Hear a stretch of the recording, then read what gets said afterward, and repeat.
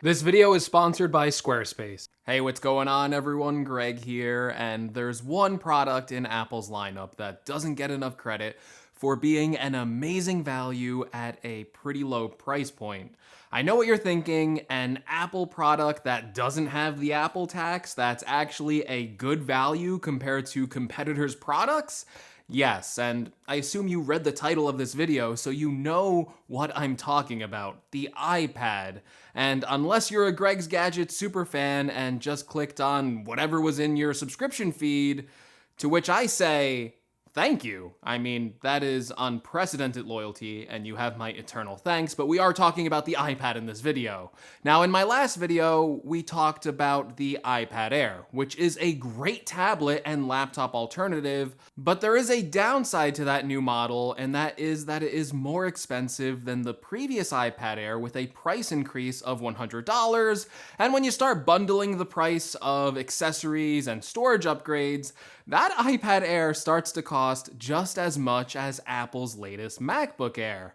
However, there's another iPad in the lineup that is much more price friendly, runs the same software as the iPad Air, and can even be used with keyboard attachments that make it just as valid as a laptop alternative to the iPad Air.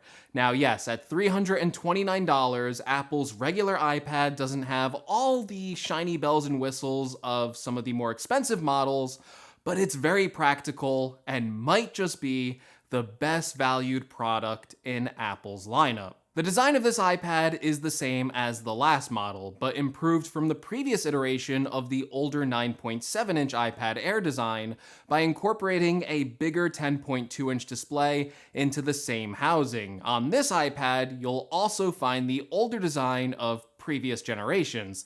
Love it or hate it, this is the only full-sized iPad that Apple currently sells with the bigger forehead and bottom chin area, and the last full-sized iPad that incorporates a home button onto the front. Some users might actually prefer the home button to navigate the interface, and I get that. It's a simple way to always get to the home screen, while some of the more modern swiping gestures can definitely be confusing at first, especially for older users. The cool thing about this iPad is you get a flexible way to interact with the device because you can either use the home button or you also get access to all of those new gestures that are found on the more modern iPad design. So even though it has an older design, you do get more flexibility than you would if you were purchasing an iPad Air or an iPad Pro in terms of controls. Of course, because it has a home button, this iPad also has Touch ID, and it might be even better situated in the placement of the fingerprint sensor than what we get on the iPad Air, especially if you like to use your iPad in vertical orientation. Touch ID works just as fast as always and offers a fast and easy way to unlock your iPad. This iPad is also lightweight. It weighs in at about 1 pound, making it a perfect lightweight tablet to use in a number of situations. The iPad is thicker than what you would get with more modern designs like the iPad Air and iPad Pro, but at least you won't have to worry about this iPad bending as easily due to the much thicker and sturdier design, meaning that it's probably more ideal for a younger audience who treats their tech more roughly than, say, you or I would. And while the Air does without a doubt look nicer, the practical benefits of using a 10.2 and a 10.9-inch display does feel roughly the same in terms of display area, with the regular sized iPad able to easily handle split screen multitasking, as well as having a separate slide overview window. However, the display is worse in quality and does not have a laminated display, meaning there is a slight air gap between the display panel and the glass, which can increase glare in direct sunlight and just create a more disjointed experience of not feeling like you're touching the software directly. I know that's probably a weird way to explain it, but that's how it feels to kind of use. The display also lacks the P3 wide color spectrum, which makes it less of an ideal device for users who need a more color accurate display and can be less useful to photographers and videographers who want to work within that extra 25% color space. And honestly, it's just a bit nicer overall to look at, especially if you're used to P3 displays.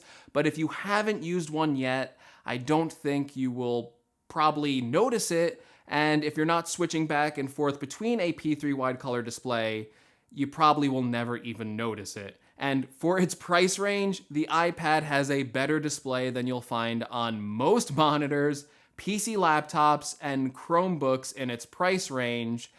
And seriously, those cheap Windows laptops with those awful displays, I don't know how anyone can use those for more than 10 seconds without turning away in pure disgust. Kind of like users will turn away in disgust if you don't have a website optimized for a mobile experience, or you have a website that looks like it was released when the original iPad came out. Which is why if you need to build a website with amazing designs, you need to check out our sponsor for this video, Squarespace. Squarespace is the best place to go if you need to build a website, and best of all, it requires absolutely zero experience to get started. I was able to get my website up and running in just about half an hour with its own customized fonts, colors, images, and even a video playing in the background of the homepage section. Now, you probably already know that Squarespace is the easiest place to get a website up and running, but it's so much more powerful than just a blog or landing page for your personal brand. In fact, we recently used Squarespace as the home for my podcast, GadgetCast, where we even set up a custom storefront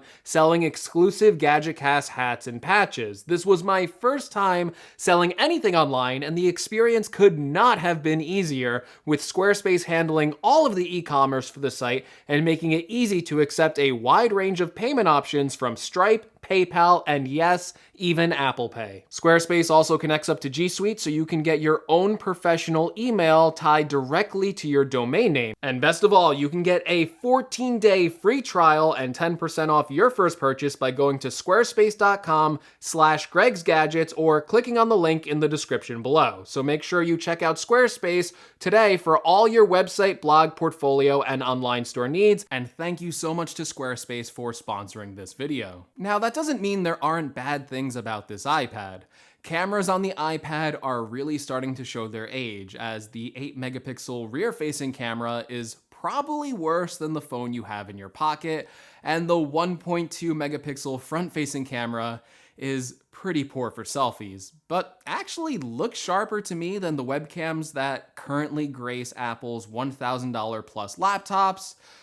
So take that as you will. Speakers on the iPad remain, to me, the biggest weakness, firing only from the bottom position rather than the improved stereo arrangement on the iPad Air and the amazing quad speakers that you get on the iPad Pro. However, one significant advantage for this iPad is that it still has a headphone jack, meaning you can easily get better audio than what the built-in speakers could offer you with an inexpensive pair of wired headphones. Or, if you want, you might also have a wide array of Bluetooth headphones that should solve those speaker woes. However, what is not a weakness is the power on this iPad. In fact, the 8th generation iPad really only got one big upgrade when it was released, and that was Apple swapping out the old A10 processor in favor of the A12 processor paired together with 3 gigabytes of RAM. The A12 is a huge jump from the A10, and this processing power actually puts it right on par with the 2019 iPad Air and the iPhone XS, which obviously they were no slouches in performance. The extra performance of the A12 makes sure that the iPad's interactions are smooth, apps launch faster, games run smoother and at higher graphical settings and frame rates. Perhaps even more importantly, is that the A12 will ensure that this iPad ages gracefully and that it will continue to get software updates for years to come, and it will also make sure that the iPad is fully able to handle new software features. The iPad also handles iPadOS 14 fantastically, with multitasking, handwriting recognition with the Apple Pencil, improvements to Safari, and compatibility with a wide range of Bluetooth mice and keyboard, as well as Apple's own smart keyboard cover, and a complete laptop alternative with Logitech's Combo Touch, which retails for a more friendly price point of $150 compared to the expensive $300 Apple Smart Keyboard, and offers very similar functionality. So there, you can attach a Bluetooth mouse or trackpad, and again, something like that Logitech keyboard with the keyboard and the trackpad, and get a complete laptop replacement in this $329 iPad. And basically, you're getting full mouse control like you would on the more expensive iPad Air and iPad Pro. And basically, this iPad can pretty much do almost anything those more expensive iPads can do. Speaking of one of those things that it can do is use the Apple Pencil. Now, this Apple Pencil is the older version, so it still charges via the Lightning port, and that Lightning port offers slower data rate transfers than what a USB-C port would offer, but is obviously still around to keep compatibility with that first generation Apple Pencil. The original Apple Pencil still holds up extremely well in use, and while it doesn't feel as nice as the second generation Apple Pencil or have a more convenient area for storing and charging it, it still works extremely well as a pinpoint accurate stylus for handwriting and even as an amazingly creative tool for precision editing in photo apps, and great for using with drawing applications like Procreate or even for sketching in Apple's built-in Notes app. If you have a young artist in your life or if you are on a strict budget, the iPad is a great starting point for any creative and really excels at digital art. And that remains the key thing I always come back to with the regular iPad. The amount of flexibility and versatility that this product offers at this price range is unparalleled. It remains to me one of the best deals in tech and one of the most creative devices in its price range that's able to keep pace with products that are far more expensive. It's a good tablet, a mobile gaming platform, a laptop alternative, and a drawing tablet, and overall, it is just a great product. Now, I'm not saying it's a better product than the iPad Air or the iPad Pro, but it might just be a better value for you. For those of you who use it primarily as a web browser and a streaming device, 32 gigabytes is doable, but it is very sparse. But again, definitely achievable if you plan to store most of your stuff on the cloud. If you do have to store a lot of files, or if you're downloading tons of games or movies or photos, then my best recommendation for you is to upgrade to the 128 gigabyte model. That extra storage will serve you well. I would also recommend looking to buy this product on third-party sites like Amazon or Best Buy rather than Apple's own online store, because if you shop on those third-party sites, you can regularly find some pretty nice discounts. All right. Hopefully you all found this video helpful. If you did, be sure to leave me a like. If you want to see more from my channel, well, make sure you subscribe. Also, if you want to purchase an iPad or some of the accessories I mentioned in this video, I will leave some affiliate links in the description below. And as always, thank you so much for watching, and I will see you all in the next video. Take care, everyone.